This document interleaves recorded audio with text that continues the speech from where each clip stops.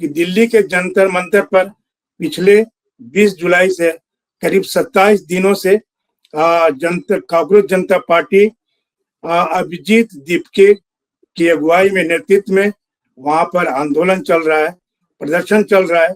सोनम वांगचुक वहां पर भूख हड़ताल पर बैठे हैं और वहां हर दिन जो है एक तरह से आंदोलन चल रहा है, जलसा लगा हुआ रहता है, लोग जमा रहते हैं, उनके जो सपोर्टर हैं। तो आज हम उन्हीं पर बात करेंगे कि ये जो आंदोलन है कहाँ से शुरू हुआ था। ये नीट के विरोध में शुरू हुआ था और शिक्षा मंत्री, केंद्रीय शिक्षा मंत्री जी जो हैं धर्मेंद्र प्रधान, उनके इस्तीफे की मांग से ये आंदोलन शुरू हुआ था और ये कहाँ पहुंच गया। अब कोई नीट का नाम नहीं ले रहा, नीट के बारे में कोई बात नहीं कर रहा और दूसरे तरह के उलझुल दुनिया भर के काम हो रहे हैं। वहाँ डांस हो रहा है, क्रिकेट खेले जा रहे हैं और तरह तरह के जो वामपंथी नेता है वो लोग आ रहे हैं। वहां पर नंदिता नारायण, अरुंधति रॉय, ऐसे जो वामपंथी जो लोग हैं, जो कुख्यात लोग हैं, वहां पर आकर के उनके अपने सपोर्ट दिखा रहे हैं। और इस बारे में बात करने के लिए दिल्ली से हमारे साथ जुड़ रहे हैं नरेश वत्स जी। नरेश वत्स बहुत राजनीति के जानकार हैं और इस तरह के दिल्ली के भी बहुत सब कुछ उनको राजनीति जो चलती है उनके बारे में वे सब कुछ उनको पता है। तो नरेश जी, ये 27वां दिन है कांग्रेस जनता पार्टी के जो आंदोलन अनशन जो चल रहा है उसका, और ये शुरू हुआ था ये नीट के विरोध में, नीट के जो पेपर लीक हुए थे उसके विरोध में, धर्मेंद्र प्रधान के इस्तीफे की मांग को लेकर। और ये कहाँ पहुंच गया, किस तरह के वहां पर नजारे दृश्य देखे जा रहे हैं, बताएं जरा। शुक्रिया महेश जी। जो कांग्रेस पार्टी का आंदोलन दिल्ली में चल रहा है जंतर मंतर पर, अब वो एक तरह से पेपर लीक मामले को लेकर ये शुरू हुआ था और अब ये कहीं न कहीं अपने जो मकसद से है वो भटकता हुआ दिखाई दे रहा है। तमाम ऐसे विपक्षी दलों के नेता जो हैं वो लगातार पहुंच रहे हैं। आज पश्चिम बंगाल की पूर्व मुख्यमंत्री ममता बनर्जी ने भी बात की है और जैसा कि आपने बताया है कि जो वामपंथी दलों से जुड़े हुए और ऐसे जिन पर लगातार देश विरोधी बयान देने के आरोप लगते रहे हैं, न केवल आरोप लगते रहे हैं बल्कि वो कहीं न कहीं से उसमें लिप्त रहे हैं। भारत की जो आंतरिक सुरक्षा है उस पर वो लगातार सवाल खड़े रहते हैं। सबसे बड़ा जो सशक्त उदाहरण है वो अरुंधति रॉय का है, जो जम्मू कश्मीर को भी अपने हिस्से को लेकर उसके तमाम तरह के विवाद रहे हैं। सहजिल इस्लाम के जो वहां पर ये एक तरह से आंदोलन जो है वो लगातार अब दूसरे हाथों में गया है। और जो पेपर लीक का मामला था जिसमें शिक्षा मंत्री धर्मेंद्र प्रधान का इस्तीफा मांगने की बात कही गई थी, वो कहीं न कहीं अब पीछे छूटता जा रहा है। जी, तो ये एक तरह से मजहबी रंग भी दिया जा रहा है। वहां पर ज्यादातर लोग देखे गए ऐसे जो देश विरोधी मामले जिनके खिलाफ चलते रहे हैं और ऐसे नाम है जैसे खालिद उमर के पिताजी है, वहां पे देखे गए काशिम इलियासी, और इसी तरह से दूसरे जो लोग हैं वो भी देखे जा रहे हैं। तो ये, और आपने पिछले दिनों बहुत वायरल हो रहा था नंदिता नारायण का वो गाना, जो मजहबी गाना है बिल्कुल भी।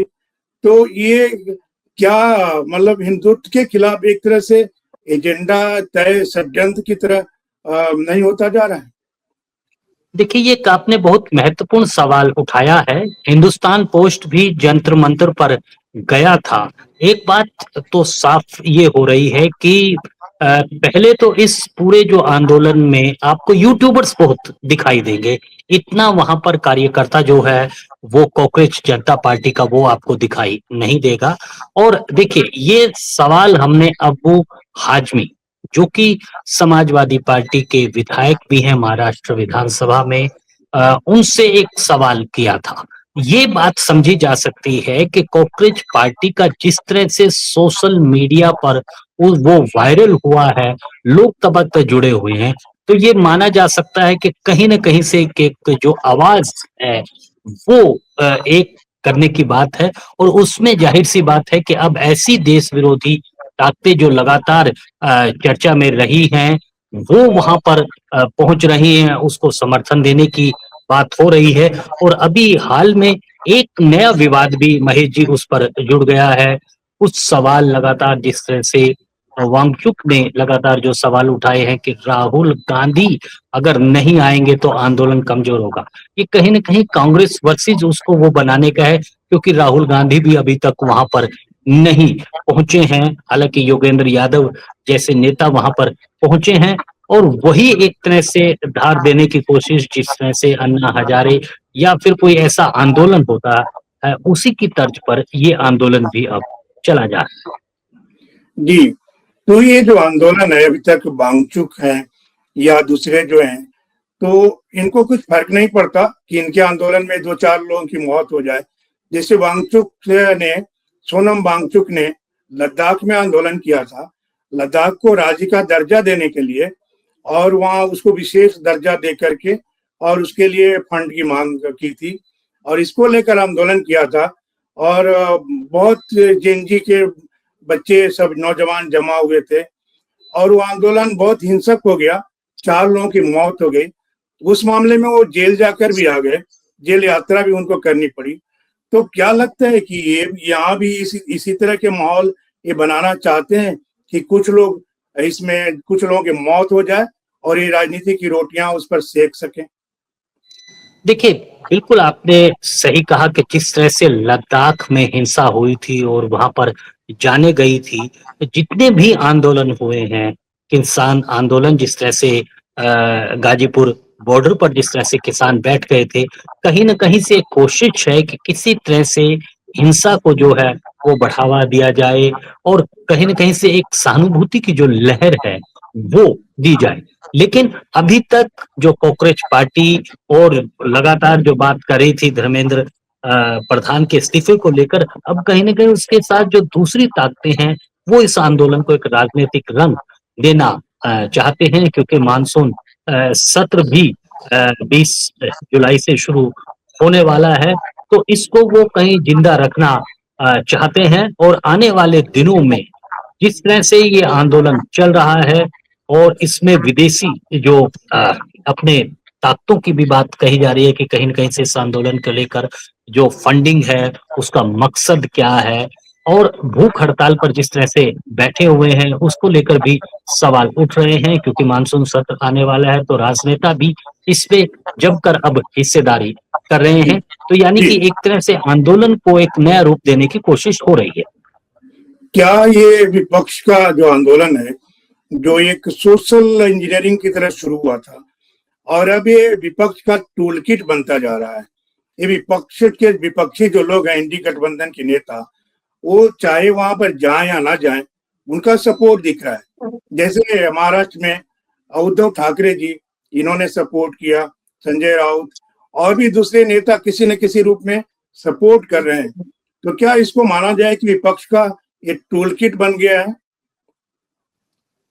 देखिए, ये एक बहुत ही महत्वपूर्ण सवाल आपने उठाया है कि जब कोई मुद्दा जिस तरह से कॉकरोच पार्टी अ, अस्तित्व में आई है और खासकर सोशल मीडिया पे हुई है और एक विपक्ष का जो लगातार जो विपक्षी दल के नेता हैं वो कहते रहे हैं कि जिस तरह से नेपाल में भी तख्ता पलट हुआ था, जेनजी ने आंदोलन किया था, वो इसी तरह से कोई न कोई उकसाने की बात लगातार हो रही है कि जेनजी जो है वो पेपर लीक के मामले पर हिंसक हो, आंदोलन करे और ज़ाहिर-सी बात है कि जब सरकार के विरोध में जिस तरह का ये आंदोलन शक्ल ले रहा है, तो उसमें जितने भी विरोधी दल के नेता हैं, उसमें अपना समर्थन दे रहे हैं और इस आंदोलन को पेपर लीक से आगे बढ़कर मोदी सरकार के विरोध में इस पे लग रहे हैं। जी, तो अभी इलेक्शन भी आने वाला है। अगले साल 2027 में उत्तर प्रदेश, उत्तराखंड और कई राज्यों में चुनाव होने हैं। तो क्या आपको लगता है कि इसकी विपक्ष की तैयारी तो नहीं है? और क्या असर हो सकता है? देखिए बिल्कुल आपने सही कहा कि 7 राज्यों में अभी चुनाव होने हैं। पंजाब में है, उत्तर प्रदेश में है, उत्तराखंड में है और उसके बाद हिमाचल में भी। जिस तरह से एक नई रणनीति को पंजाब। धार देने की कोशिश जो है वो की जा रही है और विपक्ष जो है वो लामबंद हुआ है। लेकिन सबसे पहले हमें ये देखना होगा कि जो ममता बनर्जी जो एक अकेले चल रही थी, लेकिन जिस तरह से पश्चिम बंगाल में भाजपा को ताकत मिली है, वहां पर सत्ता आई है, तो एक तरह से विपक्ष में भी जो है वो टूट की जो घटनाएं हैं वो लगातार हो रहे थे। तो विपक्ष दो तरह पे रणनीति पे काम कर रहा है कि कैसे अपने घर को पहले तो उसको संभाला जाए और दूसरा फिर सरकार के जो खिलाफ है वो एक ऐसा नैरेटिव जो है वो घड़ा जाए जिसका फायदा वो चुनाव में ले सके। जी, इसको मीडिया में इस बात की भी चर्चा है कि इसकी तुलना जो है कंपैरिजन शाहीन बाग पार्ट 2 की तरफ देखा जा रहा है से की जा रही है, शाहीन बाग से की जा रही है। शाहीन बाग का दिल्ली का आंदोलन 100 दिन चला था और उस सरकार के लिए बहुत बड़ा कारण, बहुत बड़ी मुसीबत बन गया था। तो वहां इस तरह से वो बिरयानी बट रहे थे, पकवान आते थे, खाना आते थे, लोग खाते थे, मजे करते थे, नाचते थे, गाते थे, मजहबी गाने चलते थे। और वहां पर जो थे उमर खालिद के पिताजी वो कासिम इलियासी, वो वहां पर उन्होंने भाषण दिया था, जिनका सिमी से संबंध रहा है, सिमी के सदस्य रहे हैं वो, और ऐसे लोग यहाँ पर जमा हो रहे हैं। तो क्या आपको उसी तरह से जो आपको लग रहा है कि शाहीन बाग की तरह इस आंदोलन को हवा देने की कोशिश की जा रही है, हवा देकर इस आंदोलन की आग को भड़काने का षड्यंत्र रचा जा रहा है? देखिए पूरी कोशिश हो रही है कि किस तरह से सरकार को दबाव पे लाया जाए। उसके लिए जितने भी विरोधी स्वर हैं वो सब एकजुट हो रहे हैं और ये कहा जा रहा है और अब तो जिस तरह से जितना लंबा समय भूख हड़ताल को हो रहा है उसके बाद ये सभी कह रहे हैं कि उनको समर्थन दें ताकि इस आंदोलन को जिंदा रख सके।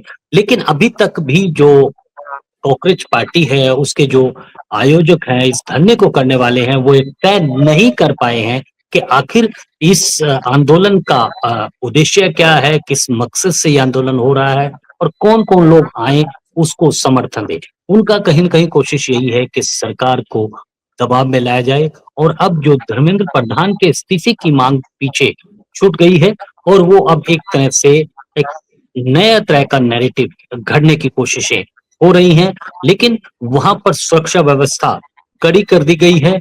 अब इस तरह की चीजें देखी जा रही है, दिल्ली पुलिस भी ऐसे जो इस आंदोलन के स्थल पर पहुंच रहे हैं उनके क्रिमिनल रिकॉर्ड को भी खंगाला जा रहा है। अगर कोई भी ऐसा आंदोलनकारी जो कि कॉकरोच पार्टी को वहां पहुंचता है और उसका कोई आपराधिक रिकॉर्ड है तो पुलिस उस पर भी कार्रवाई कर रही है।